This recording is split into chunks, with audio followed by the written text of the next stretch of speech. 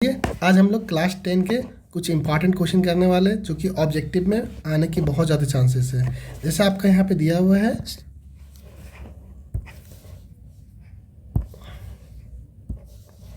जैसा कि आपको यहाँ पे दिया हुआ है tan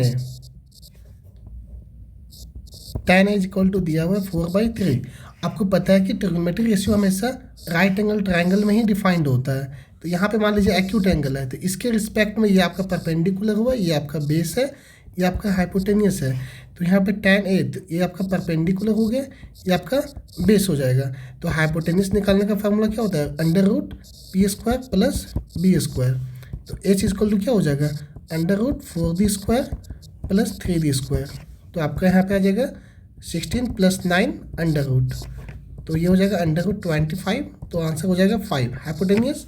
अब आप लोग को पता है साइन ए, यहाँ से अगर साइन ए को डिफाइन करेंगे तो साइन ए का फॉर्मूला होता है परपेंडिकुलर बाय हाइपोटेनियस।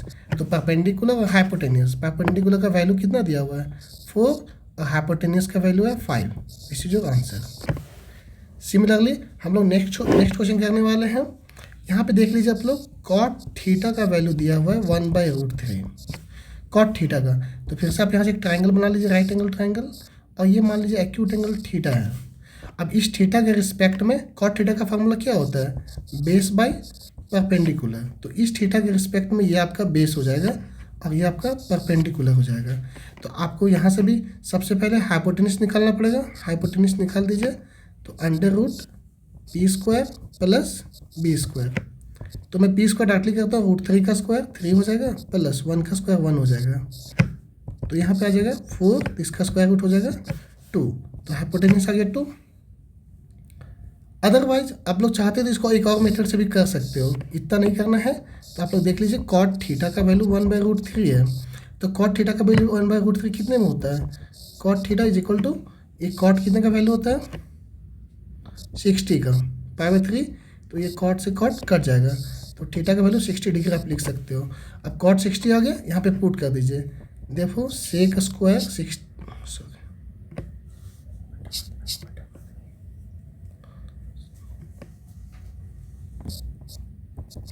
यहाँ पे कॉट 60 था, सॉरी। तो थीटा का वैल्यू हो जाएगा 60 डिग्री। तो यहाँ पे आप पुट कर दीजिए sec square 60 degree plus cosec square 60 degree. Sec square 60 का वैल्यू कितना होता है आप लोग को पता होना चाहिए, 2 का स्क्वायर हो जाएगा, प्लस कॉसेक 60 का वैल्यू हो जाएगा 2/√3 होल स्क्वायर। तो ये हो जाएगा 4 + 4/3। आंसर हो जाएगा, एलसीएम ले लीजिएगा यहाँ से, 4 3 = 12 प्लस 4 16/3। ये आपका आंसर हो जाएगा।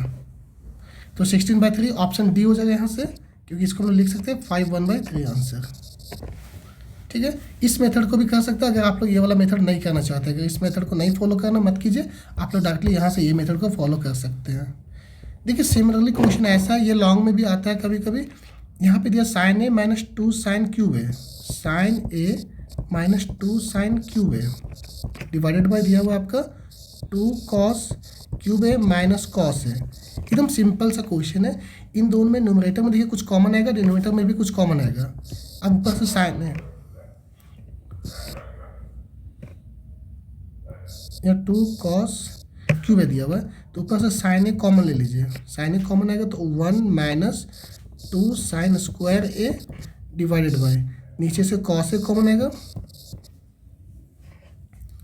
तो यहाँ क्या बचेगा आपका 2 cos स्क्वायर ए -1। अगर ये क्वेश्चन ऑब्जेक्टिव में आता है तो आप इसे डायरेक्टली कट कर सकते हैं इन दोनों को। तो answer sin a / cos a tan a हो जाएगा। ऐसा क्यों होता है, आप लोग हायर क्लास में पढ़िएगा कि cos 2a का फार्मूला होता है 2 cos स्क्वायर ए -1, और cos 2a का एक और फार्मूला होता है 1 - 2 sin स्क्वायर ए। तो इसका यूज़ हम लोग कर दिए यहाँ पे सिंपल साइड में लिख दीजिए, ये आपका आंसर हो जाएगा। आंसर आपका हो जाएगा यहाँ से ए। देखिए ये भी क्वेश्चन बहुत ज़्यादा बार आया हुआ है, बहुत बार सीबीएसई में क्वेश्चन आता है। तो इसको हम लोग कैसे सॉल्व करना सीखते हैं, देखिए सॉल्व करना सीखते पहले tan थीटा का वैल्यू दिया हुआ है आपको, ध्यान से देखिए 5 tan theta is equal to 4 दिया है। तो tan थीटा का वैल्यू कितना हो जाएगा यहाँ से 4/5। सिंपली अगर आपको फाइंड करना है, देखिए यहाँ से हम चाहे तो p/b दिया हुआ है तो h निकाल सकते हैं। अदरवाइज जो क्वेश्चन दे फाइंड करना, फाइंड जो दिया है उसको लिख लेता हूँ। 5 sin theta minus 4 cos theta divided by क्या दिया, 5 sin theta plus 4 cos theta. अब लोग ध्यान से देखिए, यहाँ पे साइन है, यहाँ पे कॉस है, यहाँ पे कॉस है, यहाँ साइन, हमको tan का टर्म में लाना है। कॉस को ऊपर से कॉमन ले लीजिए, तो यहाँ हो जाएगा 5। देखिए यहाँ पे कॉस नहीं है तो यहाँ पे हो जाएगा tan थीटा, क्योंकि साइन के साथ कॉस डिवाइड में आएगा, -4 डिवाइडेड बाई, यहाँ से भी cos थीटा कॉमन ले लीजिए तो आ जाएगा 5 tan थीटा प्लस 4। ये कॉस से कॉस कट जाएगा। अब यहाँ पे वैल्यू को सब्स्टिट्यूट कर दीजिए। tan थीटा का वैल्यू 4/5 दिया है, -4 डिवाइडेड बाई 5 इंटू 4/5 प्लस 4। ये जो 4/5 का वैल्यू आया ये यहाँ से आया, देख लीजिए यहाँ पे दिया हुआ है 4/5 tan थीटा का वैल्यू। यहाँ पे ये 5 से 5 कैंसिल हो जाएगा, यहाँ से कैंसिल हो जाएगा, ऊपर में 4 - 4, नीचे में 4 + 4। Answer 0/4, your answer becomes 0। Option C हो जाएगा आंसर। एक नेक्स्ट क्वेश्चन है पाइथागोरियन ट्रिपलेट के बारे में। आप लोगों को पता है पाइथागोरियन ट्रिपलेट का मतलब होता है कि किसी भी राइट एंगल ट्राइंगल में जो हाइपोटेन्यूस होता है इसका स्क्वायर परपेंडिकुलर और बेस के स्क्वायर के बराबर होना चाहिए। मतलब एच का स्क्वायर जो होता है वो p² + b² के बराबर होना चाहिए। इसमें से सभी कंडीशन को आप ट्राई कीजिए कि कौन सा कंडीशन सेटिस्फाई करता है, ये करता है, ये करता है, ये या फिर ये।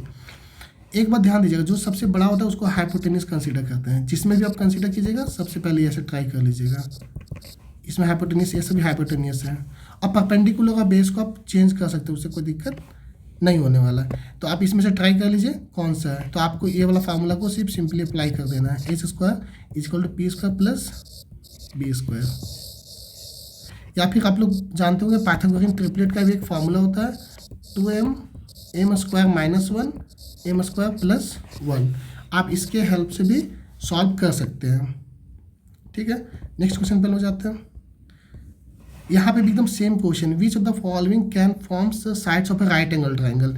यहाँ पे भी आपको ट्राई कर लेना, सेम क्वेश्चन एकदम कि आप राइट एंगल ट्राइंगल बनाइए और सभी को ट्राई कीजिए। जैसे मैं क्वेश्चन को ट्राई करके बता देता हूँ। जैसे मान लीजिए क्वेश्चन नंबर बी को मैं ट्राई करता हूँ। ये आपका हाइपोटेनियस है, मान लीजिए ये आपका परपेंडिकुलर, ये आपका बेस है। हाइपोटेनियस को मान लीजिए 9 सेंटीमीटर, पी मान लेता हूँ मैं 5 सेंटीमीटर और बी मान लेता हूँ 4 सेंटीमीटर। ध्यान से देखिए h² जो है वो p² + b² के बराबर होता है या नहीं होता है, आप पहले ट्राई करके देख लीजिए। h आपका 9 है, 9 का स्क्वायर लीजिए, p आपका 5 है, 5 का स्क्वायर लीजिए, प्लस 4 का स्क्वायर लीजिए। ये हो जाएगा 25 + 16, यहाँ पे हो जाएगा 81। 81 डज नॉट इक्वल टू 6 + 5 11, ये हो जाएगा 41। देखिए 41 डज नॉट इक्वल टू इतना है, तो ये सेटिस्फाई नहीं करेगा। तो वैसे आप सी को भी चेक कीजिएगा, डी को, हम डी को एक और चेक कर देता हूँ। ये आपका बी था, मैं डी चेक कर देता हूँ। ऐसे आप सभी के साथ चेक कर सकते हो। तो यहाँ पे लिखिएगा 10 का स्क्वायर, क्योंकि सबसे बड़ा ये है, 6 का स्क्वायर + 8 का स्क्वायर, ये आपका 100 हो जाएगा। ये 36 है, ये 64 हो जाएगा। तो यहाँ पे 100 = 100, ये कंडीशन सेटिस्फाई कर रही है। तो ये क्या हो गया, therefore 10 centimetre, 6 centimetre and 8 centimetre is a Pythagorean triplet. तो इसके लिए आंसर ये हो जाएगा 10 नंबर, ये आपका आंसर हो जाएगा। ओके, बाकी ए और सी ये सब में कंडीशन सेटिस्फाई आपका नहीं करने वाला है, इसलिए हम लोग उसको कंसीडर ही नहीं करेंगे। चलिए, एक बहुत ही इंपॉर्टेंट क्वेश्चन है, इसका आंसर कितना होगा। देखो ये ऐसा क्वेश्चन रहता है जब भी ये साइन में भी रह सकता है, कॉस में भी रह सकता है। एकदम इसका सिंपल सा फंडा है कि यहाँ पे cos 1 डिग्री है, cos 2 डिग्री है, डॉट डॉट डॉट ऐसा कहीं तो cos 90 भी आएगा और डॉट डॉट डॉट cos 180 आएगा। अब आप सभी को पता है कि cos 1 cos 2 का वैल्यू तो नहीं पता।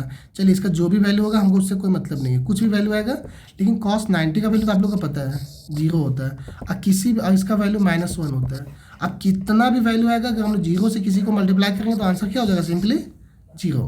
तो इसका आंसर हो जाएगा सिंपली 0। देखिए जैसे यहाँ पे भी दिया है, it is a right angle triangle. अब ध्यान से देखिए, राइट एंगल ट्राइंगल दिया है और यहाँ पे राइट एंगल है बी पे, ये आपका ए है, ये आपका सी है। तो ये दोनों तो आपका एक्यूट एंगल है, ये आपका हाइपोटेनियस है। तो हाइपोटेनियस का वैल्यू बताना, ये 4 सेंटीमीटर दिया है और ये 3 सेंटीमीटर दिया है। ध्यान दीजिएगा यहाँ पे राइट एंगल है, जो राइट एंगल होता है उसका अपोजिट ही हाइपोटेनियस होता है। तो हाइपोटेनियस का मतलब AC² is equal to AB² plus BC²। ये तो फार्मूला ही होता है, आप लोग पाइथागोरस थ्योरम पढ़े होंगे, बाय पाइथागोरस थ्योरम। AC का वैल्यू बताना है, AC रहने दीजिए आप। AB का वैल्यू ध्यान से देखिए यहाँ पे दिया हुआ है 4,